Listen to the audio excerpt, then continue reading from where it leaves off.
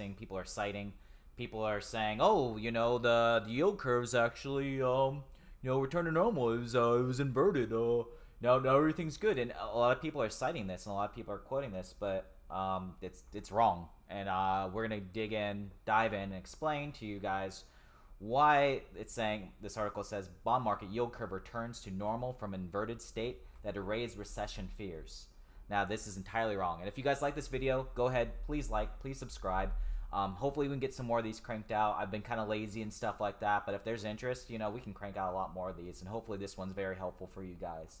So let's go ahead, let's just dive right into the article, right? So we see here that, they're talking about bond market yield curve returns to normal after inverted state that erased recession fears, okay? So it says the relationship between the 10 and 2-year treasury yield briefly normalized Wednesday, reversing a classic recession indicator. I will say I'm a little late on this. This was published September 4th, so we're about a week out. But anyways, yeah, let's keep going with that. Following the economic news that showed a sharp decline, dovish Atlanta Fed, first time since June of 2022.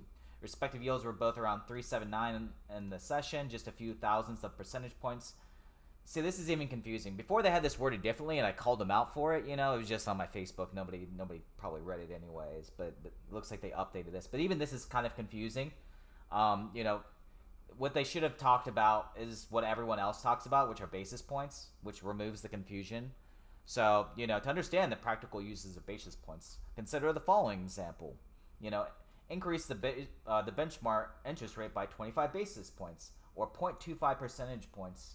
You know what I mean? So basically, when you talk in basis points, it makes it a lot easier to understand. That way people aren't saying, thou have 10,000th of a billionth of a trillionth of a, just use basis points. This is the common, I don't know why this guy who wrote this article did not just use basis points. It's the easiest way to describe this. And this is how Powell even talks. If you watch any of these FOMC meetings, Powell talks about it. Any other type of financial thing, I think this guy just, I don't know. I looked at some of this guy's background.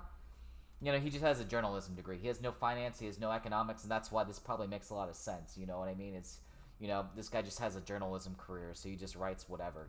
He doesn't understand what he's actually writing, which is kind of insane, because it's totally wrong. You know what I mean? And then the rest of the article, they kind of dig in, inverted yield curve, near duration yields higher, signal recession since World War II. A lot of this other stuff is pretty much true. But the thing I really want to call out is just, the title and their indicator. They're using the incorrect indicator here. They're comparing the 10-year and the 2-year treasury yield, okay, which is the wrong indicator. You should be comparing the 10-year to the 3-month yield, okay? And let's just go ahead. We're going to dive in to show you guys what the current rates are, right? So we have the 10-year, and this is as of today. Let me actually refresh this right now to see where we're at. So we have the 10 years at 3.7, rounded. And then we need to compare that to the 3-month, which is at 5%, okay?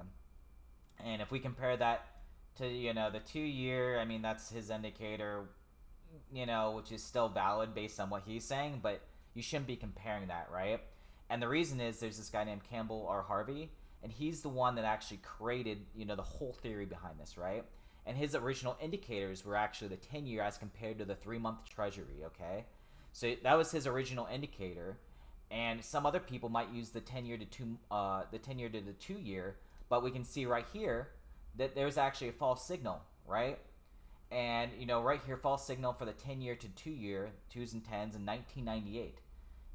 And his indicator has predicted it 8 out of 8 times without any false positives, right? And for me, when it comes to accuracy, would you rather use the one that's always been right or the one that you knew that was wrong back in 1998? There's no reason not to. I will say that, if you do come across an article with him, he might say that he thought this time was a false positive. However, he's actually retracted that statement. And he has done so, and I'm referencing all this data then as well from the Blockworks macro video. This video is amazing. Highly recommend. I'm gonna put this in the link so you guys can watch it. Definitely check this out. This will give you guys more insight than all of the Cnbc, who actually had this guy on way back, this past year or something like that, but clearly didn't figure this out.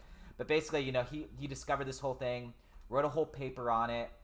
A lot of people vetted it, came out, it was good, you know what I mean? So it's just incredible, you know, that we had this indicator that's been right, has always been right, and for whatever reason we're using one that we knowingly has already had one false one. So one other great chart here that I'm gonna also put as well as this one too. So you can see here how long the yield curve has been inverted as compared to the 10-year to the 3-month Treasury yield. So you can see, you know, up until, you know, looks like it dipped in, you know, November 4th of 2022. So we've definitely been in this for a while, you know, and it's still inverted. So they're using their own indicators to confirm whether or not, you know, this whole recession thing. We need to wait for this to actually pan out as it has done, and we have seen from other indicators. And so that's what we need to do. We should all be using this indicator. The 10 to 2 year. Why? There's no reason. And I'm gonna dig up some other charts that are actually from the video too, which actually dives back into the unemployment rate. A lot of people like to talk about the unemployment rate is low. We're not in a recession because of the unemployment rate, right? But if you actually look, you can see here unemployment rate gets to all-time lows every time before we're in a recession here too. So this is just what's incredible. Like, you're like, oh, unemployment rate's all-time lows. If anything, it should be a reverse indicator where you're saying unemployment rate's too low. Maybe some stuff's going on here, you know? I mean, just based off all the charts, this is historically what has happened. You know, unemployment hits an all-time low, spikes back up, and then also here, going back to the yield curve inversion. You know what I mean? You know, here's all the different recessions. This goes into the 8 of 8 times where this has basically happened and predicted this, which is just incredible. You know what I mean?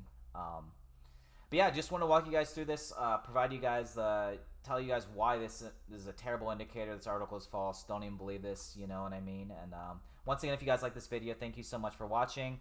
Slam that like and subscribe button. I really appreciate you guys all for watching. Oh, and also too, here's his paper then as well. I'll put this in the comments as well then. If you guys have any questions, please feel free to like and subscribe. I'll put his website in there as well so you guys can reference all this data.